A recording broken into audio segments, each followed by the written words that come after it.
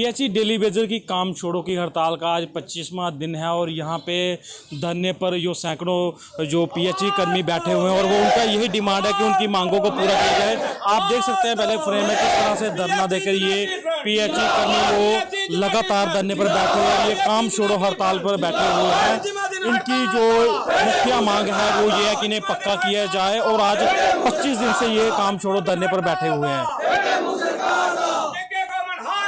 इस तरह से आप देख रहे हैं कि किस तरह से जम्मू कश्मीर प्रशासन के खिलाफ ये नारे लगा रहे हैं, क्योंकि जो चुनाव से पहले वायदे किए गए थे केंद्र सरकार द्वारा कि इन्हें पक्का किया जाएगा, लेकिन जो वायदे थे वो पूरी तरह से खोखले रह गए हैं। आज ये सारे इस कदर मजबूर हो गए, इनके घर का गुजारा नहीं चल पा रहा है कि ये आज धरने पे मजबूर होकर बैठ गए और 25 दिन है और इनकी एक ही मांग है कि अब काम छोड़ो हड़ताल तब तक चलती रहेगी जब तक इनकी मांगों को पूरा नहीं किया जाएगा। हमारे साथ कुछ पीएचई के जो कर्मी हैं हम उनसे बात करने का प्रयास करेंगे और क्या क्या मुख्य मांग है। सर क्या नाम है आपका और कौन सा दिन है आज? और मेरा नाम राकेश कुमार है सर, मैं पीएचई यूनाइटेड फ्रंट का मेंबर हूं और हमारा आज 25वां दिन हो गया हड़ताल को चलते हुए और सरकार के सर पर कोई जून नहीं रेंग रही है। 25 दिन हुए हमने यहाँ पर बैठे हुए धरना प्रदर्शन बहुत किए, पुल भी हमने जम्मू में पुल भी हमने रोका बांधा हुआ था, तो 3.5 घंटे जो हमने ट्रैफिक जाम की थी तभी भी इनके सर पर कोई जून नहीं रेंग रही है। और सरकार को हम चेतावनी देना चाहते हैं कि जल्दी से जल्दी हमारी रेगुलेशन पॉलिसी लागू की जाए।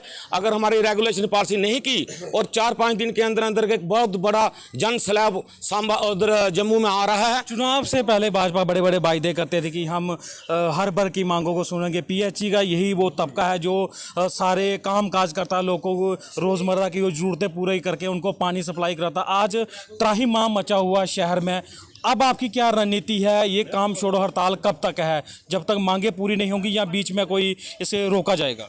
सरकार सब प्रधानमंत्री मोदी जी ने ललकार रैली में 2014 में ललकार रैली में ये बोला था कि पीएचई और डेली वेजर को जितने भी हमारे कर्मी हैं वो 1000 रुपया 500 रुपया मिलता है इनको, और हमारी जब सरकार आएगी सबसे पहले हम इनको पक्का करेंगे, इनको रेगुलराइज करेंगे।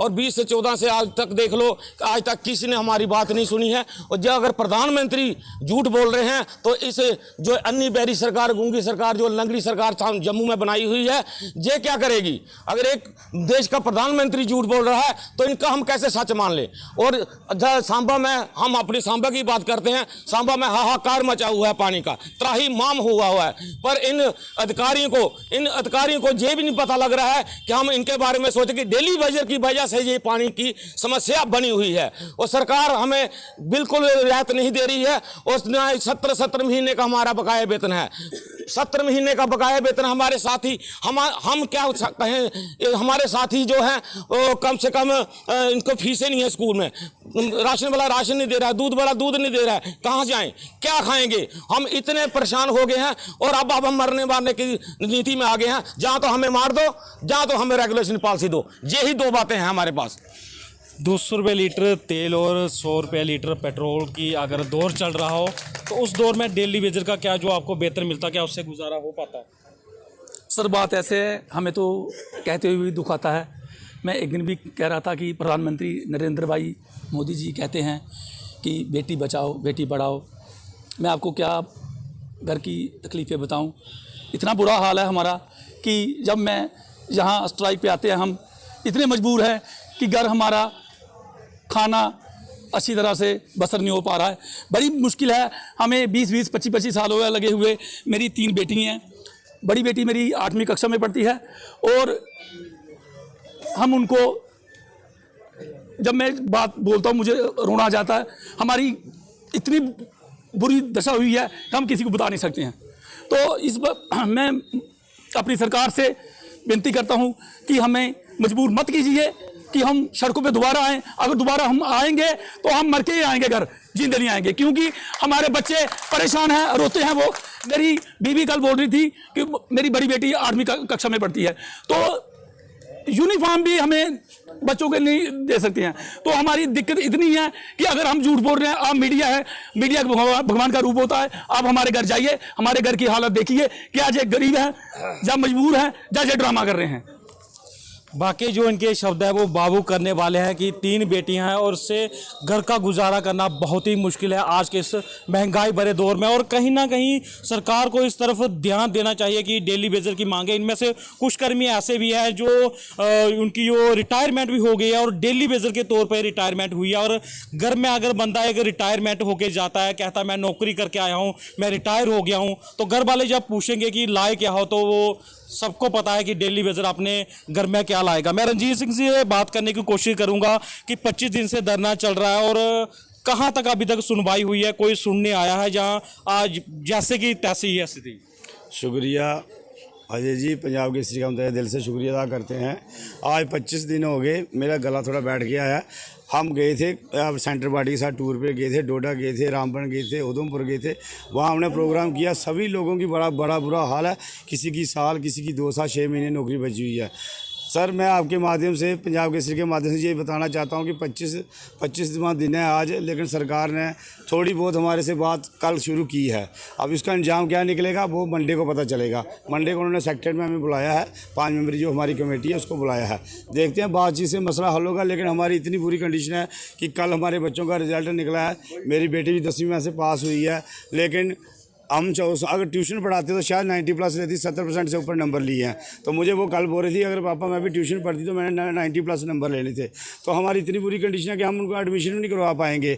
और मेडिकल रखेंगे, नॉन मेडिकल, हमें ट्यूशन वाले नहीं मिलते, ट्यूशन कहाँ से पढ़ाएंगे, पैसे नहीं मिलते हैं, वर्दी के लिए पैसे नहीं मिलेंगे। हमारी बड़ी कंडीशन है, बड़ी बुरी हालात हमारे चल रहे हैं। हमारे साथी देख लो आप जो बैठे हैं, 25 दिन से यहाँ सांबा में लगातार प्रोटेस्ट चल रहा है।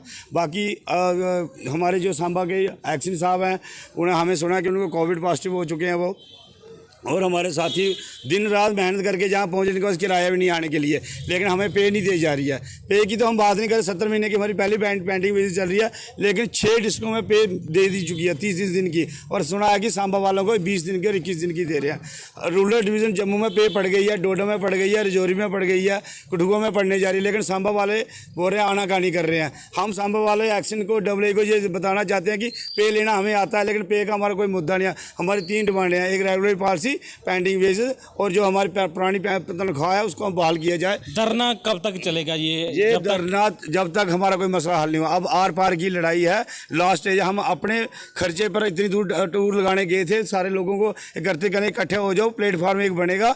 जम्मू में बहुत बड़ा प्रोग्राम होने जा रहा है। एक प्लेटफार्म इकट्ठा कर, चाहे 2 दिन 4 दिन लगेंगे, 5 दिन लगेंगे, हम इकट्ठा होकर एक प्रोग्राम करेंगे। और आज पहले हमने पुल बंद किया था, अब पता नहीं क्या बंद होगा, ये उसी वक्त पता चलेगा। और ये धरना कंटिन्यू रहेगा जब हमारा मसले हल नहीं हुए। तो यहाँ पे इनकी अंतिम आवाज़ यही है कि ये धरना तब तक चलता रहेगा जब तक उनकी मांगों को पूरा नहीं करेंगे। और इससे बहुत ज़्यादा जो जिला सांबा में लोगों को फ़र्क पड़ रहा है, क्योंकि पानी के लिए हर जगह हाहाकार मची हुई है, पानी कहीं भी नहीं आ रहा। और जब तक इनकी मांगें पूरी नहीं होगी तब तक उम्मीद है कि पानी आएगा भी नहीं। और इसलिए सरकार को अब सोचना चाहिए कि अगर लोगों की ज़रूरतों को पूरा करना होगा तो पहले इनकी सुनवाई करना बहुत ही ज़रूरी है। पंजाब के CTV के लिए अजय सिंह, सांबा।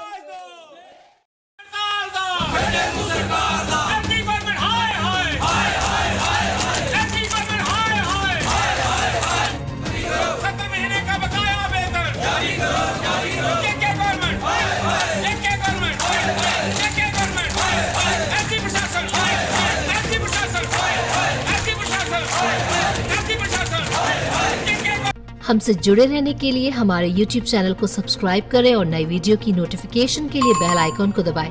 अगर आप ये वीडियो Facebook पर देख रहे हैं तो लाइक जरूर करें और ज्यादा से ज्यादा शेयर करें। इसी तरह के और भी अपडेट्स के लिए फॉलो करें हमारा Instagram पेज himachal.kesri।